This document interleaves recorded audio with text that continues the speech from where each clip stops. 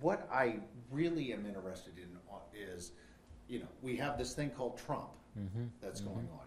You did not endorse Mr. Trump. Will that cost you now politically?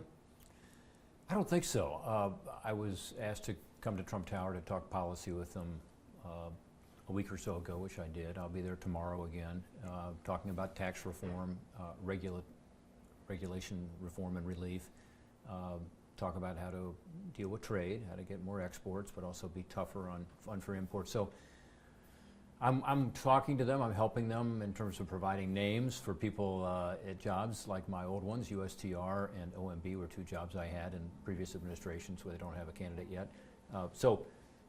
No, we're working together. I want them to be successful, and I want our country to be successful.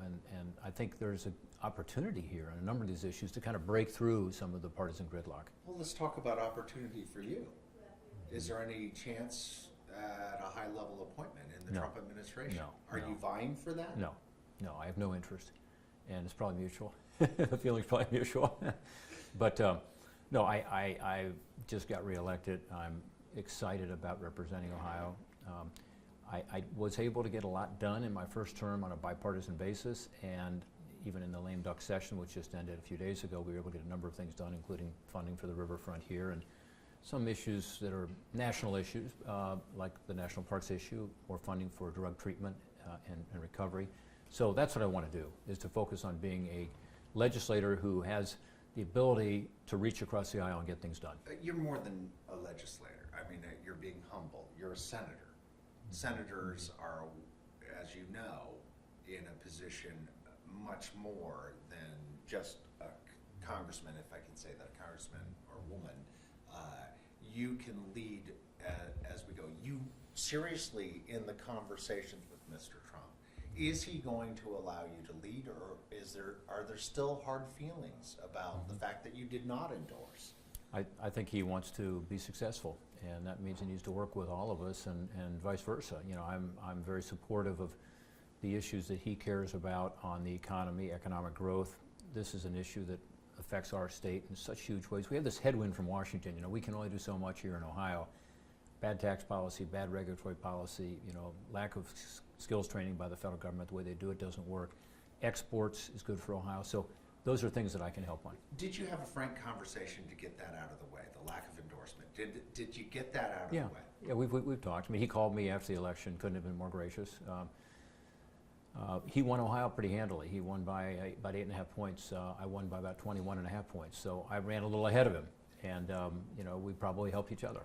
So it's bygones being bygones. Let's work together. Let's work together. Okay. And there is an apparent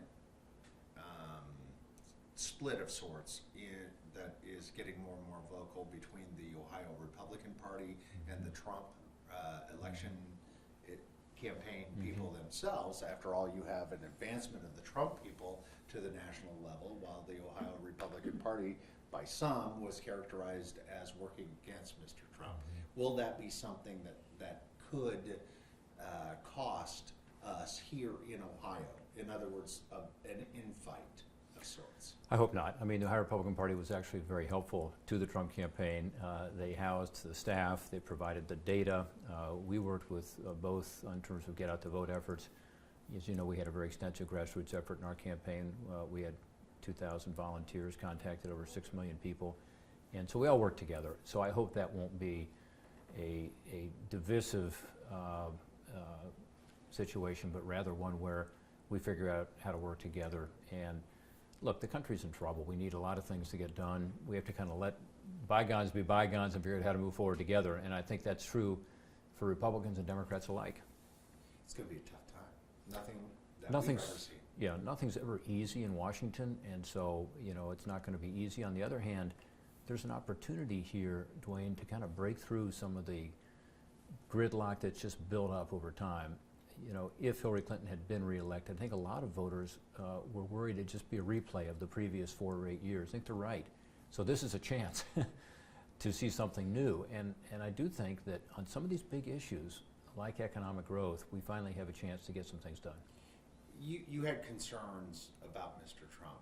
Are those concerns still there? And are you voicing those to him as a moderator of sorts? Well, I think his speech on election night was terrific. His victory speech, he said, look, I want to be president of all the people. I want to bring people together to solve problems.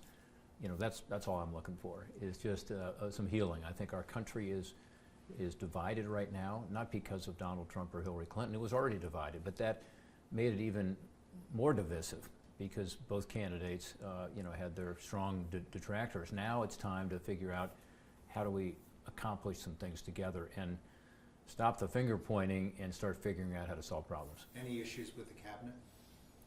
I don't know them all. The ones that I know I like, Elaine Chao, of course, I know well. The woman who's at Secretary of Education, I know. I think she'll be good. This new guy who they've nominated for Secretary of State, Rex Tillerson, I don't know well, but I've been on panels. I've been on a panel with him, and I was impressed by him. Apparently, he's got a good reputation. So, you know, I'm going to listen to their story, look at their backgrounds and qualifications, and move forward on that basis. You had prominent Republicans yesterday coming out in support of hearings to get to the bottom of the Russian perceived interference with our elections.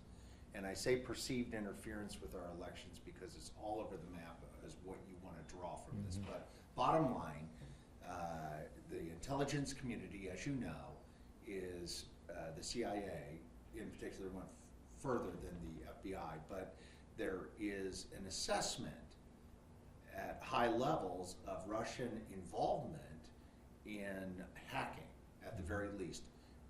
What it was done and how to manipulate to what end is the only thing that's really being debated right now, even among the experts. But it seems to be agreed that we had Russian interference through hacking.